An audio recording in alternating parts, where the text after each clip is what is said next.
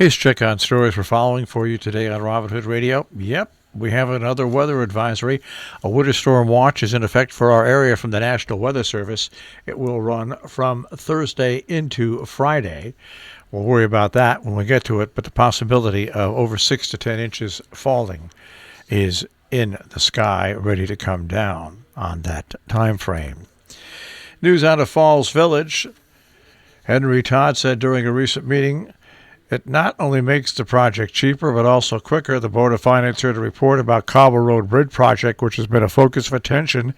The Bridge Committee, headed by Marlowe, met with representatives from Cardinal Engineering, who are planning to create a preliminary report on the span. The bridge just off Route 63 near a section of road that's constantly underwater or ice. Marlowe said the plan is to do structural and roadway studies with the goal to raising the road to alleviate flooding.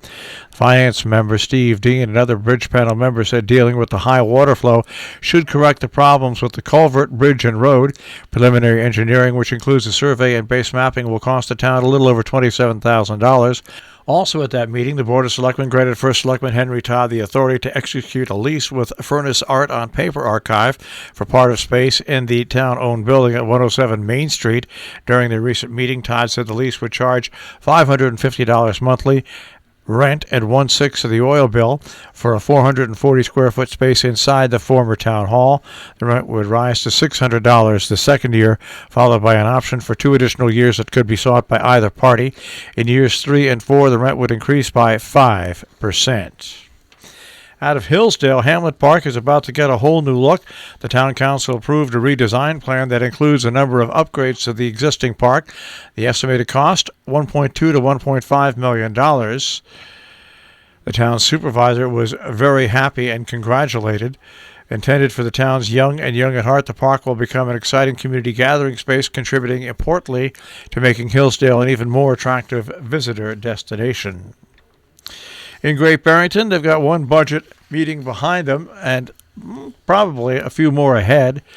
On Tuesday night, they dove into the details of Great Barrington's next budget.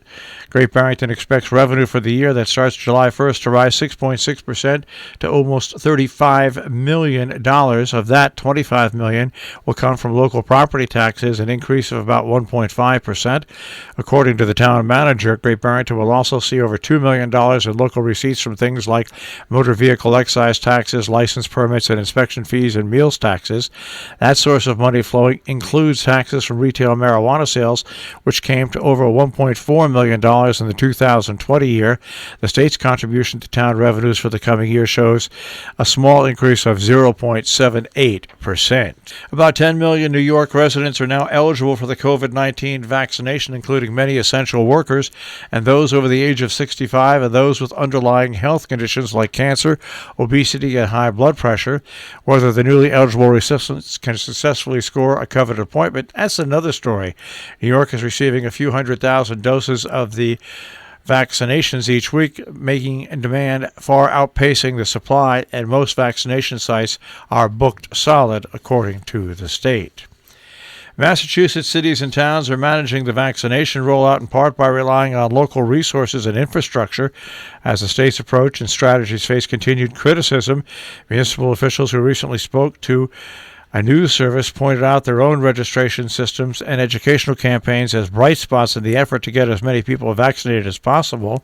The state remains at the beginning of its second phase of vaccinations, with residents 75 and older eligible to get their shots, along with companions in some instances, as well as anybody in Phase 1 groupings. Some meetings coming up in our area today. Salisbury Affordable Housing Commission at 5:30, and the Inland Wetlands and Watercourse Commission will meet at 6 p.m. In Kent, the Board of Finance will have its regular meeting at 6 o'clock, and the Conservation Commission will have its meeting coming up at 6:30. A joint Village and Town Police Committee meeting will be taking place between Millerton and Northeast. It'll hold that meeting on the following Wednesdays. Of course, it will happen on February 24th. That is coming up. And also, once again, on March 3rd, both at 6 p.m. The meetings will be held via teleconference. Town of Sheffield Finance Committee Board of Selectmen have a meeting tonight. That will be at 6 p.m. Town of North Canaan Planning and Zoning Commission has a public hearing tonight at 7 p.m. via Zoom. Tomorrow in Cornwall, the Board of Finance have a Zoom meeting at 7 p.m. In Armenia, the town board meeting will be held at Town Hall at the first floor at 7 p.m. No public is allowed. You can join in on their live broadcast on their YouTube channel. In Pine Plains, they have a meeting coming up tomorrow at 7 p.m. for the town board. In Cornwall on the 19th, Red Cross Blood Drive at the Trinity Retreat Center in between 1 and 6 p.m. Scoville Library's Common Ground Conversations continue this weekend on Sunday and again on March 14th and 28th from 4 till 5 p.m. via Zoom. More information or to register, scovillelibrary.org. Our business brief is underwritten by Morgans at the Interlake and interlakeatin.com. You'll also find them on Facebook. And by Salisbury Bank, salisburybank.com.